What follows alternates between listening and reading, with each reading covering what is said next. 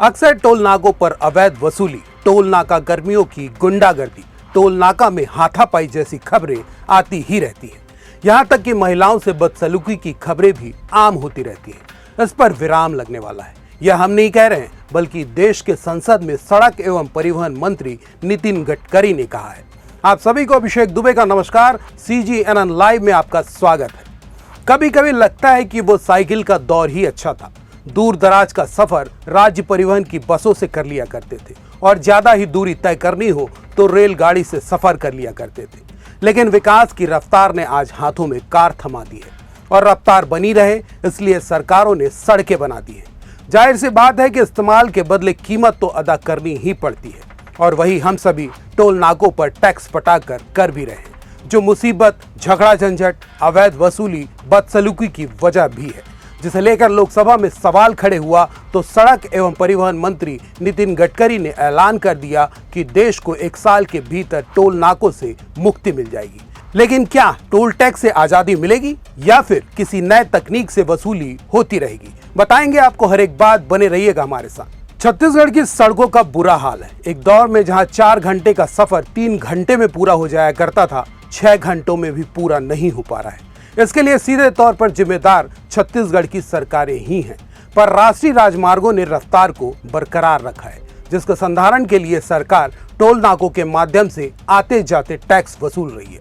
4 पहिया से लेकर भारी वाहनों के लिए अलग अलग दर तय है, तो वाहनों की तादाद में लगातार इजाफा टोल टैक्स के माध्यम से सरकार को पर्याप्त राजस्व मुहैया करा रहा है। केंद्र सरकार ने सड़कों को शानदार बना दिया, लागत वसूलने का जरिया भी खड़े कर दिया, पर टैक्स वसूलने की आड़ में जिस तरह की गुंडागर्दी, अवैध वसूली और महिलाओं के साथ बदसलूकी होती है, उसका अब तक कोई उपाय नहीं निकाला गया है।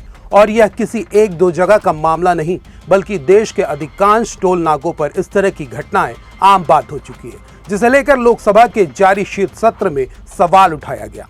केंद्रीय सड़क एवं परिवहन मंत्री नितिन गडकरी ने लोकसभा के अलावा सार्वजनिक मंच से कहा था कि 2 टोल नाकों के बीच कम से कम 60 किलोमीटर का फासला होगा, पर छत्तीसगढ़ में ही ऐसे उदाहरण हैं जहां 60 किलोमीटर के भीतर 2 टोल नाके पड़ जाते हैं और वाहन चालकों को मजबूरी में टोल टैक्स पटाना पड़ता है। हालांकि फास्टैग के माध्यम से अब टोल नाकों पर लोगों को आसानी हो रही है, लेकिन फिर भी विवादों से छुटकारा नहीं मिल पा रहा है, जिस पर केंद्रीय मंत्री गडकरी ने क्या ऐलान किया वह आपको सुनाते हैं। कि मेरे क्वेश्चन आवर के दिन समाप्त होने के बाद सब अधिकारी यहाँ आते हैं, सब MPs आते हैं, तो आप आज भी आ सकते हो। मैं आपके सामने बात करके आपकी प्रॉब्लम को सॉल्व कर दूंगा।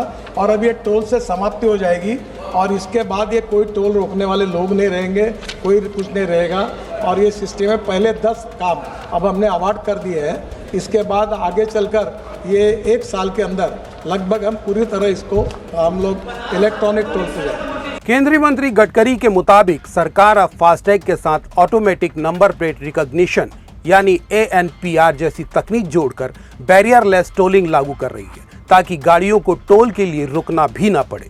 ANPR कैमरे गाड़ी की नंबर प्लेट पहचानते हैं और फास्टैग रीडर टैग पढ़कर टोल की रकम वसूल कर लेते हैं। इस सिस्टम के तहत टोल प्लाजा पर भारी बैरियर, लंबी कतारें और कैश देने की मजबूरी काफी हद तक खत्म हो जाएगी।